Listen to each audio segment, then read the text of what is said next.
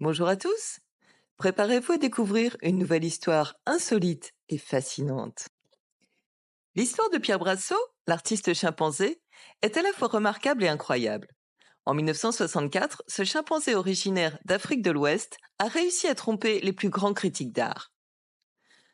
Tout commence en Suède avec Ake Axelsson, un journaliste qui voulait tester les critiques d'art. Devant l'ampleur que prend le courant de l'art abstrait, ils se demandent s'ils peuvent vraiment distinguer une œuvre d'art d'une toile barbouillée par un enfant, voire même par un animal. Axelsson se rend donc au zoo et rencontre Peter, un chimpanzé de 4 ans. Avec la permission et l'accord du directeur du zoo de Boras, il lui donne des toiles, des pinceaux et des tubes de peinture pour voir ce qu'il va créer. Après quelques sessions de peinture, Axelsson sélectionne les 4 meilleures œuvres de Peter et les expose à la galerie Christina de Göteborg, en Suède, sous le nom de Pierre Brassot, présenté alors comme étant un jeune artiste français avant-gardiste encore inconnu. Et ces 4 toiles sont dispersées au milieu de toiles de jeunes talents venus de toute l'Europe. À sa grande surprise, les critiques sont enchantés.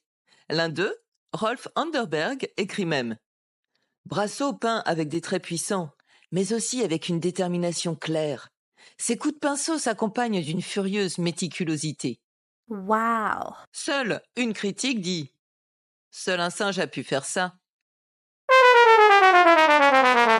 Quand Axelsson révèle la vérité, les critiques ne sont pas fâchés, car ils adorent toujours autant les peintures de Peter. Une des œuvres de Peter est même vendue à un collectionneur pour 90 $ de l'époque, soit environ 600 € d'aujourd'hui. Alors, que peut-on apprendre de cette histoire? Premièrement, l'art abstrait est si subjectif que même les experts peuvent être trompés. Et deuxièmement, la beauté est vraiment dans les yeux de celui qui regarde.